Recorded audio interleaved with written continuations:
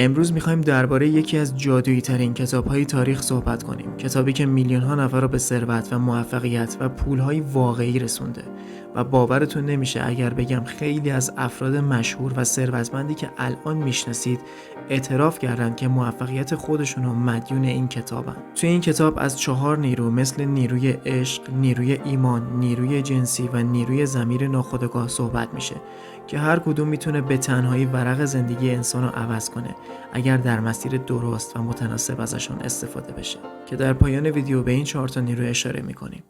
این کتاب بارها ممنوع اعلام شد و نسخه های اصلیش از بازار خارج شد چون گروه های مخفی مثل فراماسونری، برادرهود و اسکال اند بونز نمیخواستند راسای اصلی این کتاب که خودشون لو داده بودن بیفته دست مردم عادی. اونا میخواستن مردم عادی همیشه بی سواد بمونن و هرگز از قدرت جادویی که دارن با خبر نشن و احمق بمونن. اونا اعتقاد داشتن تنها چیزی که لازم عموم مردم بدونن اینه که بچه‌هاشون رو بفرستن مدرسه و دانشگاه تا ما با استفاده از نظام آموزشی کارگر، کارمند، مهندسان و پزشکانی برای صنایع و سیستم‌های خودمون تربیت کنیم تا همیشه نیروی کار داشته باشیم و چرخ بیزینس‌های خودمون بچرخه. اما جهنم این انجمن‌ها وقتی شروع شد که فهمیدن یکی از اعضای خود انجمن یعنی اندرو کارنگی که ثروتمندترین مرد جهانم بود میخواد راز اصلی رو فاش کنه و به مردم بگه که راز اصلی چیه. اونا به طریق‌های مختلف باهاش مخالفت کردن و گفتن نباید مردم عادی از این موضوع با خبر بشن. اما کار از کار گذشته بود و اندرو کارنگی جوانی رو استخدام کرده بود که این مأموریت رو انجام بده. مطمئنم وقتی بدونید این کتاب چطور متولد شد و از چه منابعی الهام گرفت تا راهی بازار بشه، شما هم بهش ایمان میارید و خدا رو شکر میکنید از وجود همچین نعمتی. همچنین بهتره بدونید که به این کتاب میگن قرآن موفقیت. این کتاب حاصل 20 سال تحقیق ناپلئون هیل درباره موفقیت و ثروت بود. اون 20 سال با بیشتر از 500 نفر از ثروتمندان دوران خودش از جمله اندرو کارنگی، ادیسون، هنری فورد و گراهام بل مصاحبه کرد و ازشون الهام گرفت. ناپلئون در کتابش فرمول اصلی و ساده‌ای نوشته که کل کتاب درباره این یه دونه فرمول صحبت میکنه. وقتی از توماس ادیسون درستی این فرمول پرسید، ادیسون گفت این فرمول نه تنها درسته بلکه برای رسیدن به هر خواسته‌ای میشه ازش استفاده کرد و جواب میده. ناپلئون هیل به اندرو کارنگی قول داده بود که تمام عمرش رو صرف تحقیق و کشف رازهای موفقیت بکنه و به واسطه قدرت و نفوذ اندرو کارنگی میتونست با ثروتمندای اون دوره مصاحبه کنه و رازهای موفقیتشون رو ازشون بپرسه. تو دنیای امروز ما منابع خیلی زیادی وجود داره که واقعا نمیدونیم باید به کدوم اعتماد کنیم و راه کدوم رو پیش بگیریم. و شاید شما هم از این درگیری خسته شدین و آخرش هم فرمول اصلی موفقیت رو نتونستین از این همه کتاب و سایت جور و جور پیدا کنید. اما با دیدن ادامه ویدیو احتمالش 90% که آب دستتونه بذارید زمین و تصمیم جدی بگیرین برای خوندن این کتاب. براتون جالب میشه که اگر بدونید افراد مشهور و ثروتمندی که از شرایط فقر، تجاوز، بیخانمانی و زندگی غم‌انگیزشون نجات پیدا کردن میگن تغییر خودشونو مدیون این کتاب هستن. اپرا وینفری ثروتمندترین زن سیاه‌پوست جهان. فقر و تجاوز با اپرا وینفری تو دوران کودکیش 2 عامل دردناکیه که اونو با بیرحمی دنیا آشنا کرد. اپرا در صحبتاش بارها به تجربه‌هاش اشاره کرده که در محیط فقیر و ضعیف بزرگ شده و با سوء استفاده جنسی دست و پنجه نرم می‌کرده تا قبل از 17 سالگی. این تجربه‌های تلخ و دردناک باعث شد که تصمیم بگیره زندگی جدیدی داشته باشه و به بزرگترین خواننده دنیا تبدیل بشه. اپرا که معروف به ملکه دنیای رسانه میگه این کتاب یکی از مهمترین چیزهاییه که به اون کمک کرده تا از فقر به اوج موفقیت برسه. اپرا همیشه تاکید میکنه که قدرت فکر و تعیین هدفهایی که تو کتاب هست زندگیشو تغییر داده. تونی رابینز، مردی که همه اونو به عنوان استاد موفقیت میشناسیم، توی خانواده فقیری به دنیا اومد و بارها به خاطر اعتیاد خانواده‌اش بیگناه کتک خورد. زندگی سختی رو دنیا هدیه داده بود بهش. اون از خونه فرار کرد و جوانیشو با بیخانمانی گذروند. اما یک روز تصمیم به تغییر گرفت و بعد از اون تصمیم بزرگ فقط 3 سال طول کشید تا جت شخصیشو بتونه بخره. اون میگه این کتاب مثل جرقه‌ای بود که مسیر زندگیشو روشن کرد. تونی از همون اصولی که توی کتابه برای ساختن امپراتوریش استفاده کرده.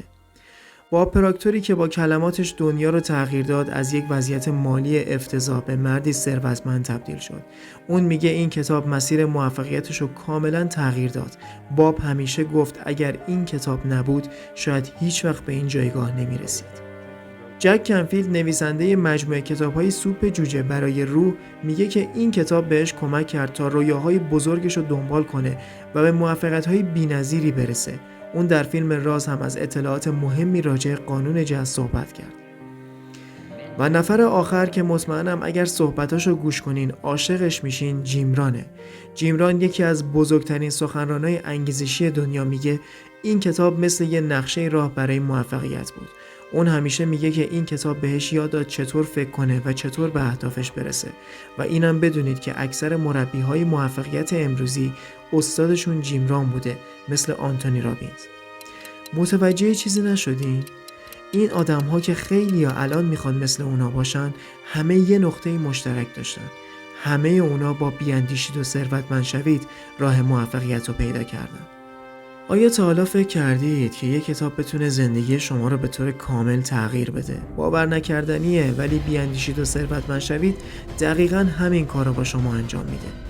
تصور کنید در دهه 1930 وقتی جهان درگیر رکود بزرگ اقتصادی بود، ناپلئون هیل، یک نویسنده معمولی، با کمک اندرو کارنگی، یکی از ثروتمندترین مردای اون زمان، قلم به دست گرفت و چیزی رو نوشت که قرار بود دنیا رو تکون بده. نتیجه 20 سال تحقیق حیرت انگیز کتابی شد که نه تنها راه‌های عملی برای موفقیت رو نشون میده، بلکه قدرت تفکر و ذهن رو به شیوهی کاملا جدید معرفی کرده. میدونستید این کتاب به شما یاد میده چطور از نیروی جنسی برای رسیدن به اهدافتون استفاده کنید؟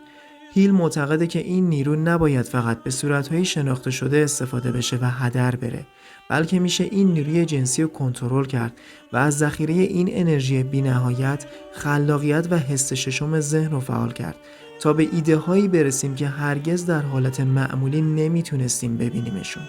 البته منظور هیل این نیست که هیچ جنس مخالفی در زندگیتون نباشه و خودتون رو حبس کنید.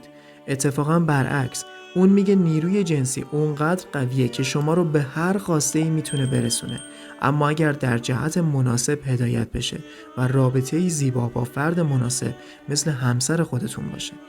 برای همین اون از افراد بزرگی در تاریخ مثال میزنه که موفقیتشون تحت تأثیر نفوذ یک زن بوده، فردی مثل ناپلئون بناپارت. این تنها یکی از رازهای شوکه کننده این کتابه. هیل به شما یاد میده چطور نیروی عشق، ایمان و ضمیر ناخودآگاه رو با هم ترکیب کنید و به هر خواسته‌ای که دارید عمل کنید و به دستش بیارید. قبل از اینکه ویژگی فوق‌العاده این کتابو که به خاطر همین خودمم عاشقشم بگم، حتما برام کامنت کنید که اگر این کتابو خوندین چه چیزی ازش یاد گرفتین و اگر نخوندین با دیدن این ویدیو نظرتون چیه راجعش. اما نکته جالب و عالی که خودمم به همین دلیل عاشق این کتابم اینه که این کتاب فقط درباره کسب ثروت نیست. هیل معتقده که موفقیت واقعی تنها تو پول خلاصه نمیشه. اون شما رو دعوت میکنه تا به خودشناسی برسی و زندگی با معنا و با ارزش بسازی. نکته دیگه‌ای که جادوی این کتابو بیشتر میکنه داستان‌های واقعی و الهام بخشیه که هیل نوشته. داستان‌های واقعی از افرادی مثل ادیسون و فورد رو نقل میکنه که چطوری با استفاده از همین اصول به موفقیت‌های بزرگی رسیدن. تا اینجا اگر شما آدم هوشیار یا به اصطلاح بیداری باشین، قطعاً تصمیم میگیرید که این کتابو نگاهی بندازین. اما باید بگم که اصلاً اینطوری وقتتون رو هدر ندید. چون با یه نگاهی انداختن شما چیزی دستگیرتون نمیشه. باید کتابو ریز به ریز بخونید و ریز به ریز هم انجام بدین و همین قسمت سختشه. وگرنه خوندن راهنمایی‌های کتاب به تنهایی کافی نیست.